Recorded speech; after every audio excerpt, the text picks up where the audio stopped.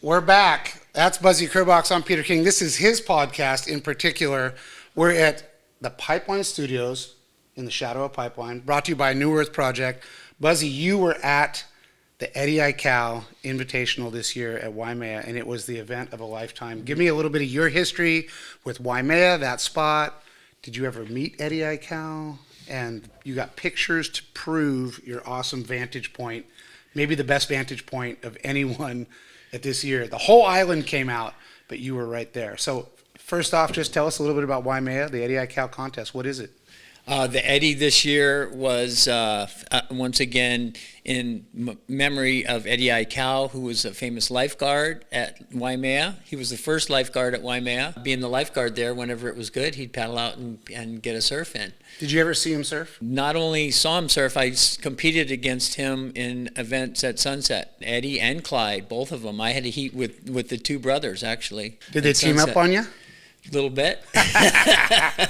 Of course. As brothers tend to do. Yeah. I would have done it. But my history with Waimea goes back to 1974. I won the Smirnoff Amateur at Sunset. By winning that, I got to compete in the pro division. That doesn't seem like a reward. That's like a punishment. No, that was a reward. I was so excited. Yeah, but you're a Grom and you win at Sunset. Now you have to surf Waimea? Well, I didn't know I had to surf Waimea. The first. Oh, because the Smirnoff was movable. Yeah, it was movable, and the first part of the event was held at Sunset, which I was very comfortable with, and I made it to the semifinals. How old were you in 74? 18. I might have been 18. Sorry to make you do math. Yeah, I got to think about But you were a kid. Yeah, I was a kid. I advanced through to the semifinals at Sunset, and then the next day, the swell came up, and they moved the event to Waimea. And we're at Waimea, and everybody was standing around looking at the waves, and the set came in, closed out the bay, and washed up into the parking lot. And we're like, oh, thank God. Into the parking lot. We thought they're going to call it off. But they didn't. They went, oh, that's good. And who's they? Who called that on? Who's the madman? That was Fred Hemmings. And Fred looked out there and said, do I have to paddle out there and show you guys how good it is? The event is on.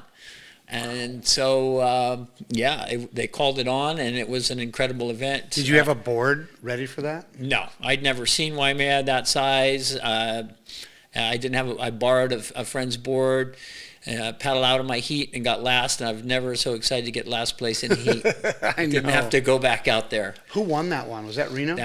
Reno and Hackman were dueling, and it was a super close final, but Reno edged out Hackman. And the lifeguards were a couple guys out there on their boards that could help you. Yeah, I know. It was big. I mean, there was closeout sets. It was. The lifeguards were just there to identify who died. Yeah. That was Buzzy. They weren't much help. Like you saw in this year's Eddie, I mean, there was like 8 or 10 of them, and they were the busiest things you've ever seen. On wave runners, yeah, they were there on every wave at every moment that they could. Yeah. I mean, we did see Ross Clark Jones take about 10 on his head because they couldn't get to him, but that's not, the Bud Pro Tour or Coors Light or, an IPA or 805 beer or a hard kombucha. That's vodka. Vodka. Yeah. You were in a surf event at Waimea sponsored by Vodka Company. This is a different time in our world, people. Yeah. And it was a known event that was going to happen in Hawaii. Yeah. That's pretty cool. It was a big event. Yeah. It was a big. What other events were happening at that time? Was there a Pipe Masters that early? They had the Pipe Masters, which was like basically 6 guys invited to compete at pipe with a card table on the beach. The first ones were very primitive. But yeah, that was going on. And then about that time, they had a Beachcomber Bills event. And what was Beachcomber Bills? Trunks? It was, I think they were sandals. Sandals, okay. Beachcomber Bills, or maybe, I can't even remember the name, the product. So they were slippers? I think they were slippers. Where was that? That was a mobile event, and they gave you points for maneuvers, but that was a whole different thing. I kind of like that. You surfed so many formats, and I don't mean to go backwards because we're going to talk about the Eddie this year and stuff mostly, but when you won the Coke Surfabout, was that movable in their area? 1980, yes, it was. It was a mobile event. And when you won it, it was at what spot? Narrabeen. And you won $20,000, which you say you no longer have. I can't find it. That was 1980 or 81. I misplaced it somewhere. 80 or 81? 80. Barton says he was there watching you against Critter Burn. Yeah, he was talking Critter in the about it. final. Yeah, the man-on-man format started at the Stubbies in '77. Peter Druin came up with the concept of the man-on-man, and that changed because prior to that, it was mostly six-man heats. You had to get 4 waves, short time, and it was a lot more of a paddle fest. Just a rat race, huh? So a rat race. So having the man-on-man system was the best thing that ever happened. So you could just compete against one guy at the time, and it's fair. You could get waves. It wasn't a hassle. Do you feel like that exposed the judges to be a little more honest? In a 6-man heat, they could kind of fudge what was happening and push their buddies. There was a lot of that, Yeah. So you got 4th, just missed out by half a point. It was Oops. easy to No cameras to go back and look at or anything like No, that. You kind of ended up getting waved because that guy went and Yeah. you got the next one. I mean, yeah. I think that the priority buoy and all that came later. That's funny. 77 man-on-man. Okay, wow. Okay, so tell us a little bit about this year's Eddie before we look at your photos. Well, this winter, November, December, we had a lot of surf, and then January came along, and they were looking at an eddy swell and called it on, and a lot of guys got excited, and then the swell didn't do what they're hoping for, and Clyde gave an announcement. He goes, "I'm looking at another swell on the 22nd," and so stand by, and sure enough, 22nd was the most incredible big wave surfing event I've ever witnessed, that's ever happened. There was the most number of sets and big waves throughout the entire day, giving everybody the opportunity to ride big ones. A lot of the other events, there'd be like 2 or 3 like big sets throughout the day, and if you happened to be in the water at that time, you had opportunity at those. But this one, it was just pumping. It was incredible, and the guys stepped up in a level that it was just mind-blowing. The number of guys that were stepping up and really charging hard, like every wave was the opportunity to be the best wave of their life. The island almost shuts down for that event, huh? It Crowds, was the crazy. traffic. Yeah, the night before, people were jostling for position and finding Tents spots. were up on the Yeah. cliffs. Dangerous, too. Parking was very, very limited, so yeah, it was. And you had a nice location to watch this event. Huh? Yeah. Thanks to Phaedra and Mark Ledbetter, had the front row seat there in the house right on the edge of the bay there, and set up my 500 millimeter and watched and took pictures all day. We're going to go through the pictures here. Being a photographer, I love to shoot, and to sit there and be able to shoot that all day with the big lens was just incredible. Except I kept trying to walk away, so I was there with a group of photographers in Sylvan, and there'd be a lull, and I'd walk away to get a snack to eat, and he'd go, come back, well, there's another set. And it was like It was nonstop, I could huh? never go get a drink because there was always another set. It was just amazing. Before the event started, my predictions were John and Kai Lenny. I Yeah. thought those were the 2 guys. I've been seeing John practicing out there in the days that their Waimea's breaking, and he's just been on a tear, like going deep and trying to find barrels out there, barrel hunting Waimeas. Like, that's not the norm, but He's pretty comfortable out there, huh? He's comfortable, yeah. He's comfortable anywhere. And we know Kai, of course, who's basically just a little you from Maui, waterman, all the sports. He's not afraid of big waves either. Not afraid. He wanted the biggest thing that could come along. So I predicted those would be the 2 top guys, and after the first round, they were sitting in 1 and 2. John had some bombs, and let's see right here. Yeah, he's just on his red. We're looking at John here. First wave of the sequence. Yeah, John there dropping in on his Cadillac, I think, by John Pizell, of course, and he was just making it look like fun, and I mean, some people would have some fear, but he was just dropping in and whatever behind the bowl. You had to sit, you had to know right where to sit, because sometimes it'll let you in easy, and sometimes it's an elevator drop. So the bowl, that's what the boil is you from a rock, right? You see those boils. Yeah, there's rock formations underwater that sometimes will send up that boil. You'll see it on the face, but also when you're in the lineup, you see those in between, so you kind of know where to sit if you want to be outside of it or next to it or wherever. So here's a shot. Here's John grabbing his board, going through this. This was a giant set that showed up, and from shore, you'd see these sets that would just block the horizon. Yeah. It's like so much energy. It was just frightening, and you have to sit there. It's like you have to sit on that spot, because you go too far out, you're just not going to catch them. But you never know when there's going to be that big set that actually does break out there. It's rare, but it happens. But usually to catch them, you've got to sit there. You got to hold the line. And when you see this wall standing there, you just don't know exactly what's behind it. Is this one of 5, 3? Is the next one bigger? You're not sure. So here's John. It looks like he wanted to go, and then, at the last minute went, nope, not this one. Shane Dorian's paddling for it. But those kind of sets were just, they were scary from shore, much less, being out there in the water. Here's Ross Clark Jones stepped up, and I'm not sure how old Ross is, but he was 107 years old. He was charging like there's no tomorrow. I think that is Ian Walsh maybe paddling over that. They look big from shore, and then when you get out there, they feel so much bigger. Some of the cleanup sets, here's guys getting caught inside by these closeout sets. The water safety was incredible, and just hats off to these guys. There was, I don't know, 8 or 10 skis. I think they assigned a ski to each surfer to keep an eye on them, and they were amazing. Closeout sets, whatever, they kept everybody safe. So better to have water security on a wave runner than just sitting on a surfboard? Yeah.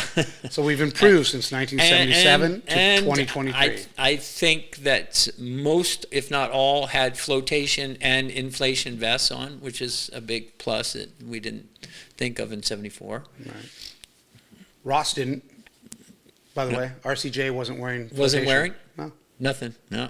Landon McNamara got some bombs. There's Landon. He was charging. A lot of guys stepped up and charged that have been kind of working their way up the ranks, and this was their day to get out there and really have fun. And at Waimea, a lot of times, the reward for making the drop and turning is a wall of white water that takes you into oblivion. That's your reward. You made it, now what? See, look at that. You make it. What do you think the scoring criteria was? Just like the steepness of the drop, the size of the wave, and how deep you were? Are those kind of the 3 things? They wanted a critical drop, was a lot of emphasis. Biggest wave and critical drop.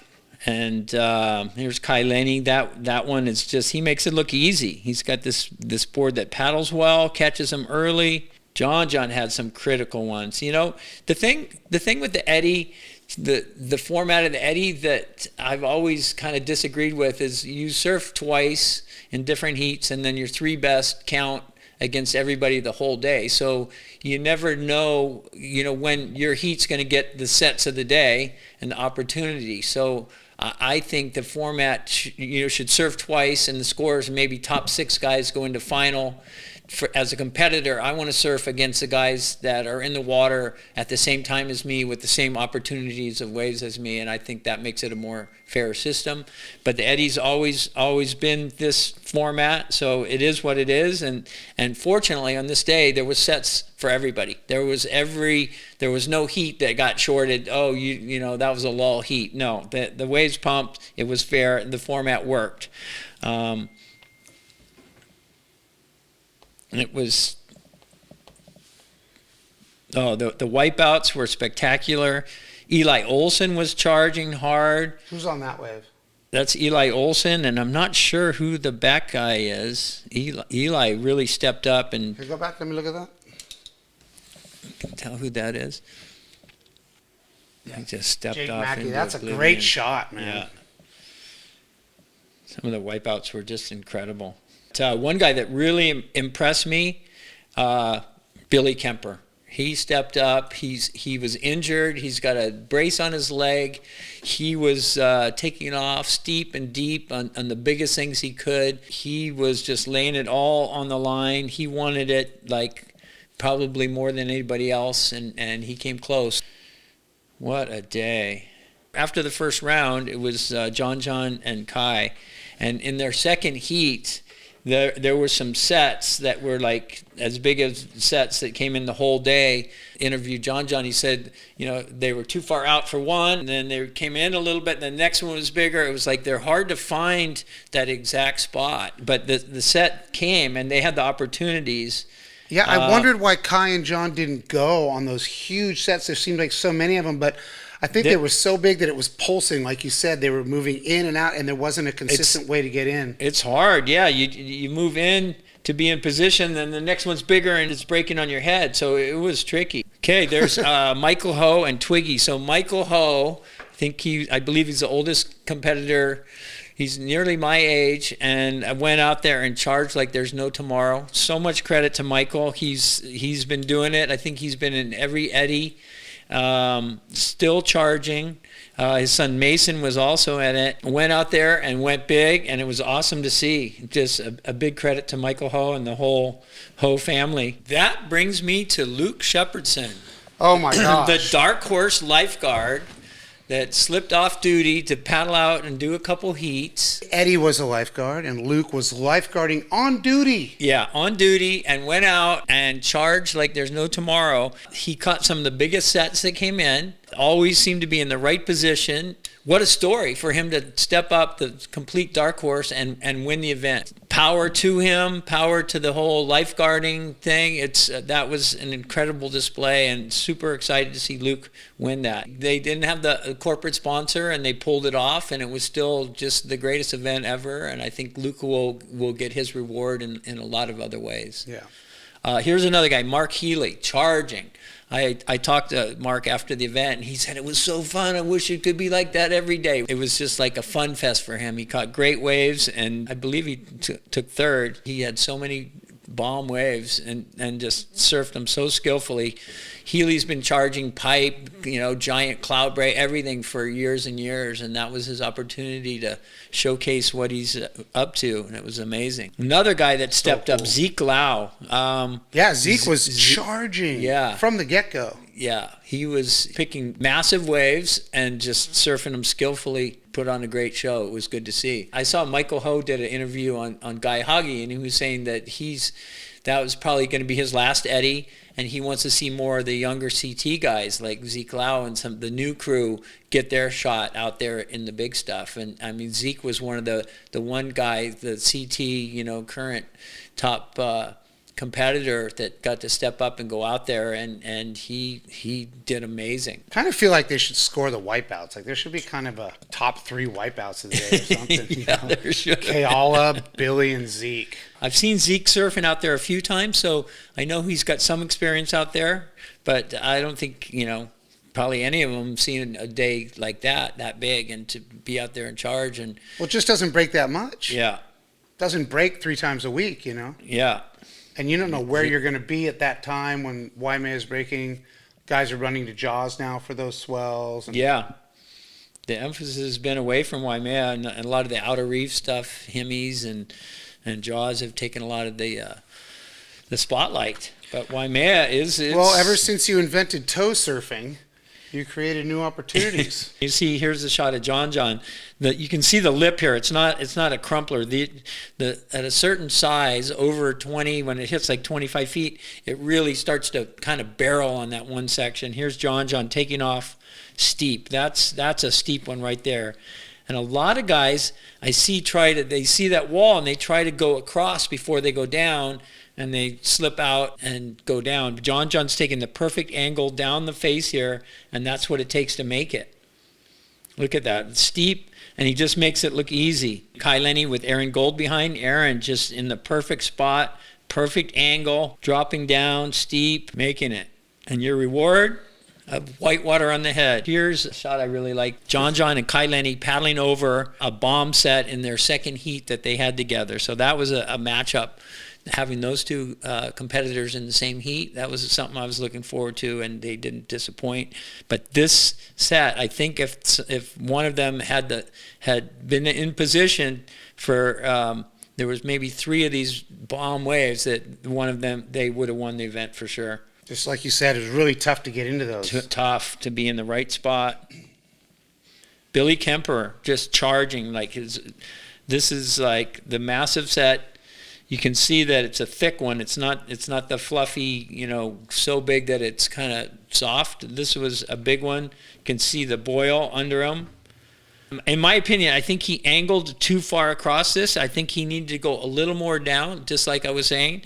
But he went a little bit across, and even on those quad fins, it let go. So you can see, like, look at that. That is commitment. That, to me, that's like my best shot. And Kemper charging on just one of the biggest, baddest waves out there. Is that the wind getting underneath them also, or is it just straight up? There's a lot of wind. Yeah, that wind comes up the face, so right at the top you're getting a lot of wind. And then look at that. He's completely in the air, but completely composed, compressed, and trying to take it. But I think it's just a little far across. He just went completely airborne on that, reconnected on the face, and looked like he was going to make it, and then just free fell into oblivion. What happens there in oblivion? Is that fun? Oblivion is not fun. It's I'm not sure if you'll find my definition in the dictionary, but that is when your world becomes a nightmare and you are just thoroughly thrashed by massive white water. You're spun and twirled, not knowing which way's up or down. You're churned, you're pulled. He's wearing a leash. It's punishing. And just when you really are thinking you need air, you got a long ways to go. And then you finally get to the surface, get a breath, and look, and there's the next one. It puts you in a bad spot. Here's Luke Shepardson dropping in. You look, there's 3 guys behind him on the face. He was sitting the farthest wide towards the channel, but that's when these really big sets came. That was the perfect spot to be. He was able to catch them and drop in. He's got the perfect angle. And this is a big set that was like closing out the whole bay and just ride them skillfully. Yeah, that's a closeout wave. It's so a that's closeout kind of the wave, spot to yeah. And fantastic wave selection. Luke put on a show. It was an incredible event. It was spectacular to watch. Hard to say when we'll have another one like that. I mean, that was all the elements came together. The wind cooperated. The swell pumped all day. We may never see. I don't think we'll ever see another day like that.